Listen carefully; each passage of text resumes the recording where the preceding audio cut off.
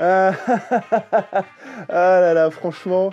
non, non, abonnez-vous. Histoire vivante. À bientôt. Non mais allez, on va en parler. Vous avez été nombreux à me demander ce que j'en avais pensé. Du coup je me suis dit que bon, comme en ce moment ma santé mentale va plutôt bien, hein, il était peut-être temps de lui mettre un grand coup dans le pif à celle-là. Hein. Du coup je me suis pris un petit peu de temps, une petite journée de détente pour regarder les 6 épisodes de la série documentaire Netflix Alexandre au rang des dieux, sortie sur la plateforme de streaming le 31 janvier 2024. Et quelle énorme purge, dire qu'au moment où j'écris ce texte, je vais devoir faire toute une vidéo là-dessus, alors que ça se résume aussi simplement... Bref, je vais vous expliquer pourquoi quand même, et essayer de ne pas trop râler. Non, je déconne, sortez vos larmes et vos salières, on va faire remonter le niveau de la mer. Et ici, rien qu'ici, on récolte la moitié du sel français. Et il est bon, hein. Netflix sort régulièrement ces dernières années des séries documentaires qui se veulent être à la frontière entre une série de fiction historique et un documentaire. C'est-à-dire qu'on a des scènes de reconstitution avec des intervenants qui ont l'air sérieux pour dire comment ça s'est réellement passé. Attendez, c'est pas assez fort, je vais refaire la phrase plus juste. C'est-à-dire qu'on a des scènes de reconstitution avec des intervenants qui ont l'air sérieux pour dire comment ça s'est réellement passé. Hein? Mais là, je pense qu'ils ont compris, là. Alors, ils nous ont fait le coup avec les Romains, avec les pirates, avec les samouraïs, avec l'Empire ottoman, et là, on est dans la nouvelle mouvance des personnages historiques. Et on va tout de suite dire les choses, le but du jeu n'est pas de faire une production historiquement correcte, mais de vous vendre du rêve. Et tant pis si au passage, on déforme allègrement l'histoire pour faire plus cool, ou pour faire passer des idées qui n'ont absolument pas de sens. En France, c'est exactement comme ça qu'est construit l'intense majorité du programme Secret d'Histoire présenté par Stéphane Bern. Je suis dans mon jacuzzi, t'es dans ta jalousie. Ok, alors ça c'est bon, la balle perdue pour Secret d'Histoire, c'est fait. D'ailleurs, vous me direz en commentaire si vous voulez que je fasse une vidéo entière sur le sujet, c'est absolument passionnant. Dur pour ma santé mentale, mais vraiment passionnant, voilà. Bref, Alexandre au rang des dieux raconte donc l'histoire d'Alexandre le Grand, célèbre conquérant macédonien, entre son accession au pouvoir en 336 avant l'ère chrétienne et la mort du roi perse Darius III en 330 avant l'ère chrétienne. C'est pratique parce que comme ça on évite toute son enfance qui est moins vendeuse et tout le moment après cette date où il pète complètement un plomb et fait n'importe quoi, mais ça je vais en reparler. Essayons de faire ça par grandes catégories, on va parler de ce qui est raconté, des costumes, et surtout de la manière dont c'est raconté, en faisant passer ça pour un documentaire de gens sérieux. Allez en route vers l'aventure. Ce qui est raconté est-il conforme à ce qu'on sait du personnage actuellement? Clairement, il y a trop de problèmes pour que je puisse vous dire que oui, la vie du conquérant a largement ici été réécrite pour correspondre à un récit qui doit être plus vendeur dans la tête de ceux qui l'ont fait, et qui gomme soigneusement la quasi-totalité de la complexité et de la richesse du personnage. Ouais, ça dit les termes, ouais. Parfois c'est anodin, par exemple on va remplacer un personnage qui s'est pendu par un personnage suicidé dans son bain, comme ça on va pouvoir parler de véritable bain de sang, et l'auteur doit se sentir très malin avec un très gros cerveau. Hein? Plus gênant peut-être, on va exagérer considérablement la rivalité entre Darius III, le roi des Perses, et Alexandre. Et quand je dis exagérer, ils en font des caisses! Enfin, la dernière fois que j'ai vu quelqu'un en faire autant des caisses, c'est dans un entrepôt d'Amazon, bref. On parle de destin, de prédestination, de haine mutuelle mortelle, de l'autre il a piqué mon goûter, il a couché avec ma femme, bref, on prend les théories les moins solides pour les présenter comme une réalité absolue. Mais ce qui est intéressant avec la figure d'Alexandre, c'est sa dualité. Et cette dualité, je trouvais qu'elle était bien résumée dans cette œuvre incroyable de l'artiste turc dont la prononciation m'échappe encore, présentée lors de l'expo Alexandrie du Mucem à Marseille l'année dernière. J'en avais fait une vidéo, là ou là, comme d'habitude, qui a fait un bid assez retentissant, donc n'hésitez pas à aller la visionner parce qu'elle était très chouette cette expo, et elle explique pas mal de choses sur l'évolution de la ville créée par Alexandre le Grand. Mais pour en revenir à Alexandre, d'un côté c'est un personnage brillant, un conquérant de génie, un meneur avec une vraie ambition de civilisation, des expérimentations et des volontés multiculturelles particulièrement notables. De l'autre, c'est un personnage dont la vie est profondément marquée par des épisodes d'une violence extrême et débridée. Il était colérique, cruel parfois, capricieux, paranoïaque à la fin de sa vie, et passer à côté de l'un ou de l'autre, c'est passer complètement à côté du personnage. Et passer à côté du personnage, la série Netflix y parvient très bien. Elle élude ou passe sous silence quasiment tout ce qui pourrait remettre en question le côté héroïque et brillant du personnage, voire ce qui remettrait en question ce récit de l'opposition civilisationnelle entre les Grecs et les Perses.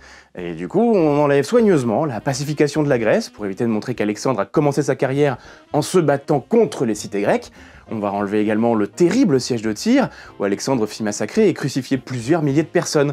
On enlève la destruction de Persépolis, un des joyaux des villes perses. Et bien entendu, on ne parle pas de la fin de sa vie, où son caractère colérique et paranoïaque le firent sombrer dans les excès les plus terribles, menant à l'exécution ou l'assassinat de plusieurs de ses compagnons proches et fidèles. Et alors, quel est le sens de tout ça? On a juste envie de nous vendre un héros, montré souvent comme bienveillant, magnanime, visionnaire et audacieux.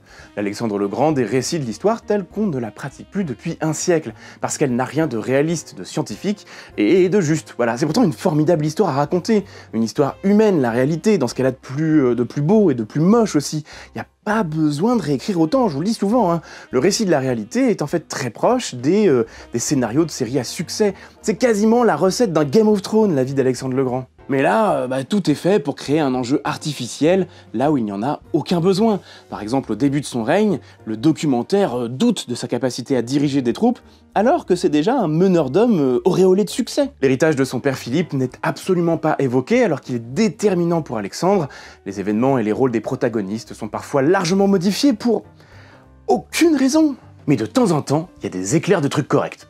Bon, après, c'est assez rare. Oui, à un moment on évoque son côté bourrin, mais c'est une demi-phrase sur 6 épisodes qui montre le personnage comme un héros magnifique. Autant vous dire que pour le spectateur, ça n'a absolument aucun poids. Le personnage de Darius est très développé, ce qui est rarissime, et plutôt bienvenu. Le problème, c'est qu'on ne sait presque rien de lui, si ce n'est par quelques sources grecques, donc pas particulièrement honnêtes, et donc forcément la série jongle en permanence entre en faire un personnage très médiocre d'un côté, et un ennemi à la hauteur d'Alexandre de l'autre, ce qui souvent ne tient pas du tout debout. Ah non, mais j'avais dit que c'était pas fameux, hein, fallait pas s'attendre à plus. Parce que des exemples comme ça, je pourrais en donner tellement, j'ai pris 4 pages de notes, c'est vous dire. Régulièrement, je râlais devant mon écran, tellement tout ça représente une vision presque enfantine de l'histoire, comme si on racontait cette histoire à un enfant avant d'aller se coucher, le gentil Alexandre conquérant génial contre le reste du monde un peu nul, voilà. Les méchants, c'est pas très gentil, les méchants. Allez, parlons des costumes. Bon écoutez, ça va aller vite, c'est tout pourri. Ils ont récupéré des bouts de trucs de Troie, de Vikings, de Serpillère, de l'équipe de ménage du studio, je sais pas quoi encore, pour les recombiner dans des trucs qui n'ont absolument aucun sens, hein. Les armes perses sont dégueulasses de chez dégueulasses, regardez-moi ça, on voit clairement que c'est du sabre en bois peint à l'arrache, rien ne va. Ni la forme, ni l'aspect, ni la manière de s'en servir, absolument que dalle. On ne voit quasiment pas d'infanterie macédonienne, et pour ainsi dire, aucune phalange. Oui, la phalange macédonienne, c'est-à-dire le point indispensable de l'armée d'Alexandre, devenu absolument emblématique de l'histoire, et c'est pour une bonne raison. Tout ça, il n'y en a pas, voilà, du tout. Aucune phalange, à aucun moment. Tout repose sur la cavalerie et sur les charges impétueuses d'Alexandre. C'est quasiment que de la cavalerie et quelques piétons qui font les pimpins dans des mêlées bordéliques. Vraiment, c'est nul, mais c'est nul. C'est terrifiant de nullité à ce niveau-là. Oui, mais c'était bien la peine d'avoir un budget de 155 millions de dollars pour nous sortir un truc pareil. C'est nul! Même les grandes tactiques et les méthodes de combat sont juste résumées à la position du chef dans son armée. Voilà, c'est ridicule. Et je l'ai noté plein de fois dans mes notes. Ridicule. Ridicule. Non, vraiment, si j'avais pu le noter en rouge, je l'aurais noté en rouge. Ridicule. Évidemment, toute cette cavalerie a des étriers et des selles bien modernes, parce que sinon c'est pas drôle. Les casques sont trop petits, on en voit quelques-uns de corrects, les béotiens comme ça par exemple. Le reste, c'est la fête du slip. Voilà, là encore, on a dû piller les stocks des vieux péplums du siècle dernier, tellement tout est dégueulasse. Et c'en est au stade où il y a des gros plans sur certains trucs qui sont très clairement en carton ou en papier mâché.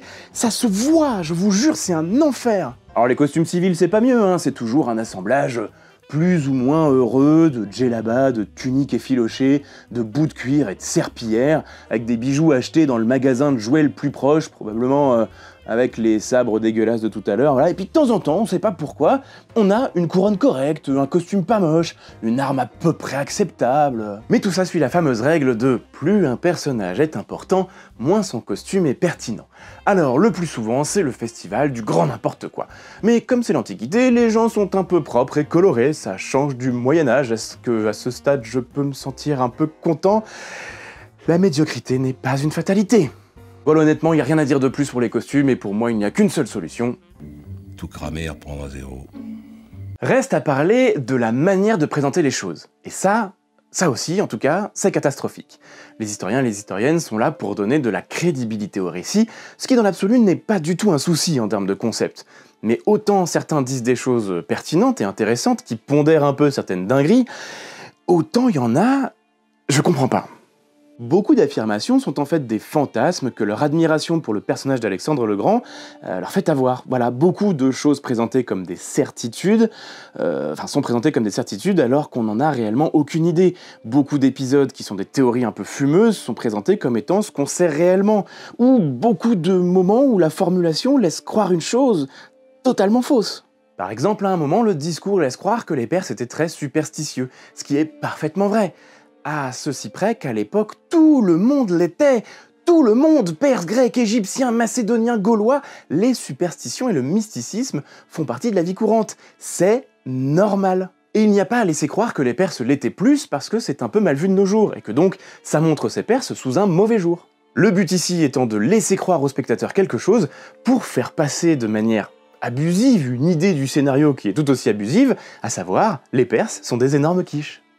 Non mais à un moment, on a quand même une spécialiste qui ose dire qu'Alexandre est unique dans l'histoire parce que c'est le seul dirigeant militaire qui ne pensait pas qu'à se battre, mais qui réfléchissait sans cesse à ce qu'il allait faire, parce que tout dans sa vie a un sens.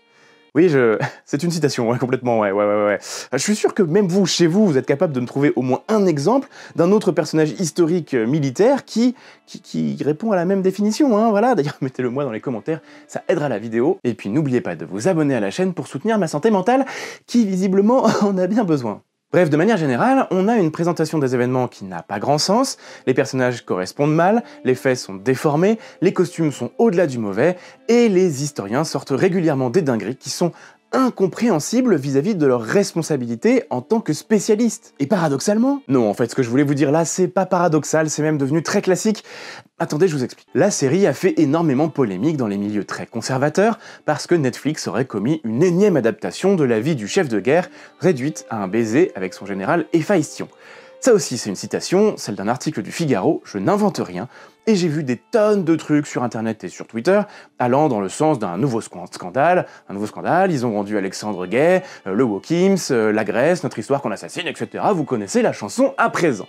Alors, autant vous dire qu'à ce stade, je m'attendais quasiment à un porno gay, hein. Bah franchement, sur 6 épisodes d'environ 40 minutes, je pense que les scènes évoquant la bisexualité d'Alexandre, même de loin, elles représentent moins de 3 minutes. Allez, 5 grands max, je pense. Et il y en a 2, hein, voilà. Une avec un baiser, une avec une mention de sentiment. 5 minutes sur 4 heures pour faire une polémique sur une série qui, globalement, est très mauvaise sur énormément d'autres points. C'est un peu excessif. Voilà. Disons excessif. Voire extrême. D'autant plus que c'est un des rares points abordés avec justesse et nuance par la série. Il est bien expliqué que sa bisexualité est plutôt admise scientifiquement aujourd'hui, et que c'était très normalisé à l'époque, et qu'il n'y a pas de quoi en faire des caisses, donc voilà, on la mentionne on la mentionne dans le premier épisode vite fait, puis on n'y revient quasiment plus, juste un petit bout à la fin. C'est à peu près la seule chose qui ne va pas dans un sens de lecture très dépassé et irréaliste d'Alexandre le Grand. Et le fait que ce soit spécifiquement ce truc-là que les milieux conservateurs ont décidé de pointer, c'est probablement pas un hasard. Alors que je vous jure, vraiment, dans la série, c'est presque montré comme un détail, on en parle 2 minutes et on passe à autre chose. Mais c'est quelque chose qui est assez compliqué pour les milieux conservateurs, il y a une très forte inspiration chez eux de Grèce et de Macédoine antique, mais qui s'accorde très mal avec les mœurs sexuelles normalisées à l'époque, par rapport à leurs propres idées à eux. Ah, bref, on en reparlera un jour, je pense que déjà ça va assez en agacer certains pour que mon courageux modérateur ait un peu de travail cette semaine. Alors, faut-il voir Alexandre, l'ascension d'un dieu par Netflix? Comme toujours, ce n'est pas à moi de vous dire quoi faire ou non, mais je vous conseillerais de vous en passer, vous perdrez moins de temps. Entre vous et moi, ce genre de production me fait me poser énormément de questions. Et la première d'entre toutes, c'est qu'en théorie, les intervenants scientifiques que l'on voit à l'écran sont des gens sérieux. Mais comment des gens sérieux avec un bagage universitaire aussi important peuvent se permettre de cautionner ce genre de choses, de faire des affirmations qui sont à rebours de la démarche historique? En France, il y a des étudiants en licence d'histoire bien évidemment, qui se font fumer pour moins que ça, je vous jure. Quelle indignité. Alors quoi, c'est pour la gloire? Pour l'argent? Probablement un peu des deux, si j'en juge les exemples que je connais. Il est parfois difficile de vivre en tant que scientifique historique dans le monde dans lequel on vit, et beaucoup font ce genre de choix pour survivre. Ce faisant, ils jouent un jeu dangereux et malheureux à mon sens. Au-delà de ça, c'est un exemple parfait d'une notion que je commence doucement à vous répéter de plus en plus. Les documentaires ne sont pas spécifiquement meilleurs que les fictions. Ils obéissent aux mêmes impératifs, aux mêmes modes de production, aux mêmes travers. Mais la différence, c'est qu'ils vous sont vendus comme étant la réalité absolue. Et on ne peut même plus se cacher derrière l'excuse de dire que c'est de la fiction, ou qu'il ne faut pas le prendre au premier degré. C'est vendu comme tel. Alors les films classiques aussi, vous me direz, hein, mais quand vous rajoutez le terme documentaire et que vous faites intervenir des gens qui ont l'air sérieux, eh bien cela empire encore le fait que le public va prendre ça au premier degré, évidemment. Et là, franchement, le film d'Alexandre d'Oliver Stone est une proposition bien meilleure, bien plus complète que ne l'est ce documentaire. Voilà, on en est là, je vous le dis souvent, il y a certains films, certaines séries, c'est de loin meilleur que beaucoup de docus, c'est pas du tout un cas isolé. Alors est-ce qu'on peut considérer l'argument classique, ça permet à des gens de s'intéresser à ce sujet? Eh bien à mon sens, pas vraiment. Déjà parce que le nombre de personnes qui auront le réflexe d'aller chercher plus et sérieusement, il est probablement assez faible. Mais ensuite parce que cette série de documentaires, elle ne nous apprend rien. Ou du moins, la somme des choses correctes est noyée dans les choses qui ne le sont pas. Et cela brouille complètement et la vision de l'époque et la vision du personnage. Partant de là, c'est difficile d'en tirer réellement quelque chose. Je le dis souvent, l'adaptation de l'histoire, la manière dont on la raconte, c'est nécessaire et souhaitable. Mais à quel prix? Faut-il continuer à laisser la décision de comment raconter l'histoire à des gens qui n'ont aucune idée de ce qu'est l'histoire ou le sujet dont ils traitent? Eh ben, je suis pas sûr. Actuellement, c'est probablement la pire proposition historique que j'ai pu voir en 2024. J'espère que ça ne changera pas, mais honnêtement, je n'y crois guère. Bientôt, je vous parlerai de la pire de 2023. Mais pour ça, il va falloir provoquer un incident diplomatique avec nos amis italiens. D'ici là, merci d'avoir regardé cette vidéo. Comme toujours, commentez, likez et partagez-la. C'est très important pour la santé de la chaîne. Abonnez-vous pour suivre les prochains sujets. Et d'ici là, n'oubliez pas que l'histoire est vivante.